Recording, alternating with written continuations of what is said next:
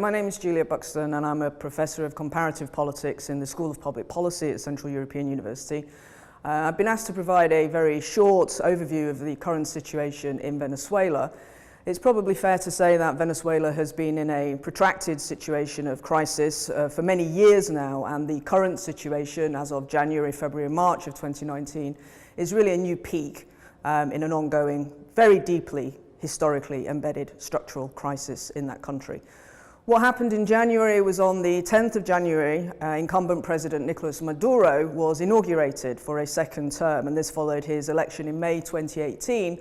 But the large and very eclectic opposition movements in Venezuela challenged that election process. Only one opposition candidate stood, Enrique Falcón, and he was roundly defeated by Maduro. So the position of the Venezuelan opposition, which has a majority in the country's National Assembly, is that Maduro had usurped power. And as a result of that, the opposition argue that they are enabled through the Venezuelan Constitution of 1999 to appoint an interim president, and this is the president of the National Assembly, who is called Juan Guaidó, who comes from the Voluntad Popular Party. So the current crisis is essentially a situation of dual powers. We have Maduro recognized by essentially Russia, Turkey, China, India, and a number of countries. And then on the other hand, we have Juan Guaidó, who has the support of the United States of America and about 50 other countries worldwide, including a number of European countries. And this dual power crisis has become an international geopolitical conflict, and this is against the backdrop of a very, very serious humanitarian situation and essentially the mass flight of millions of Venezuelans from their country. From the US perspective, we've actually seen some rather serious miscalculations. In particular, the US assumed that the Venezuelan armed forces would defect from Maduro. That's not been the case. The US has also imposed a number of sanctions on individuals in 2017 on the finance sector, and pretty disastrously in 2019, in January, on the oil sector. This is going to have hugely problematic implications for ordinary Venezuelans, and it still hasn't shifted Maduro.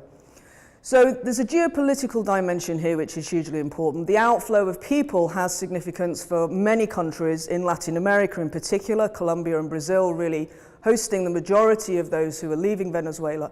But this also has implications for the US and for European countries. We have a number of Venezuelans who are seeking asylum, seeking migrant status in the UK, in Spain. Hungary has itself accepted 350 ancestrally linked Hungarians and allowed them to return back here to Hungary.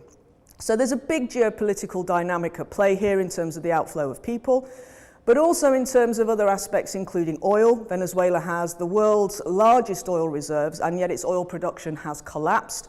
So this is going to ultimately, over time, impact oil markets. So essentially, we have two possible outcomes from the current situation. On the one hand, we can have negotiations, and that would bring Maduro's people, Guaido's people around the table with probably their international backers. And the result could be some form of negotiated transition process.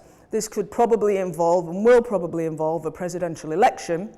I expect what the opposition will also be forced to concede might be fresh National Assembly elections. The other alternative is that we simply linger on in this current situation and that at some point the Maduro government collapses. I think that would be a very, very dangerous outcome for Venezuela, in particular because it risks Maduro's supporters, many of whom are armed, going underground and possibly engaging in a prolonged civil insurgency.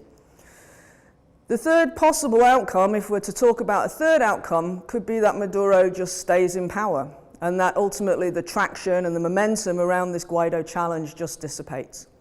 The best thing for Venezuela, I would strongly suggest, is for a mediated dialogue and a negotiated outcome to this long-standing and deep political problem.